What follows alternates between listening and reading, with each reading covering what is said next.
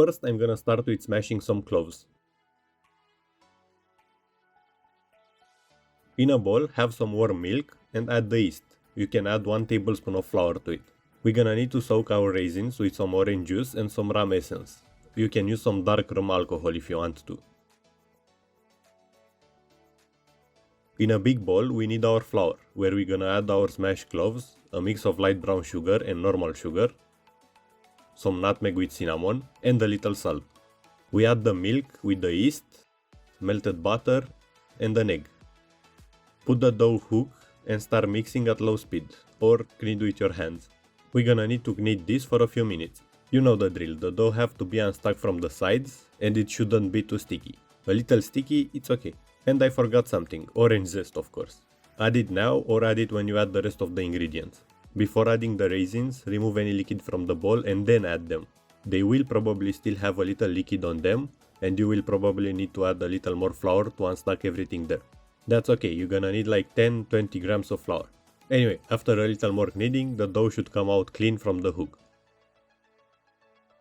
Add some vegetable oil to the bowl, make your dough a ball, and add it back to it.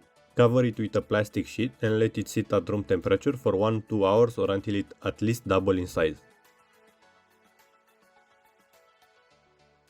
Now you either cut it in equal pieces or use a scale to measure the dough and then cut from it. I have here buns that are around 150 grams each. You can add a little flour to your working space and put your palm over the dough and rotate it to make the ball shapes. Anyway, it's up to you to take care of your balls.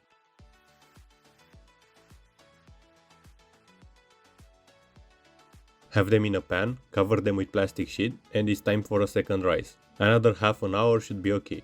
To make the white crust model on them, you're gonna need in a bowl the same amount of flour and the same amount of water. It needs to be like a pancake batter. If it's too liquid, you can add some more flour to it. But if you use 1 tablespoon of flour and 1 of water, it should be okay. Mine is a little more liquid and I'm gonna show you why soon. After the bun rise, give them an egg wash. And take a teaspoon and the flour with the water mixture and pour over them. This is why I make mine a little more liquid. Sure, it won't get that perfect cross shape, but it is good enough and I don't have to deal with piping bag. See, this is totally fine. Now bake this at 200 degrees Celsius for around 16 minutes. Hang out with your cat while they're baking.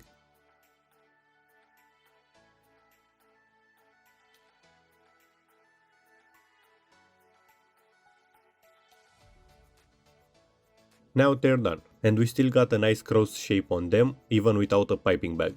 I like to brush the buns with some honey while they're still hot.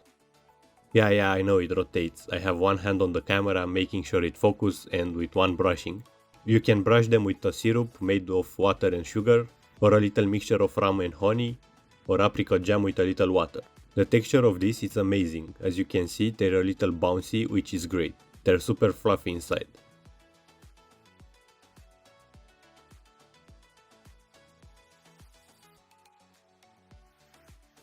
I cut one to show you the inside here.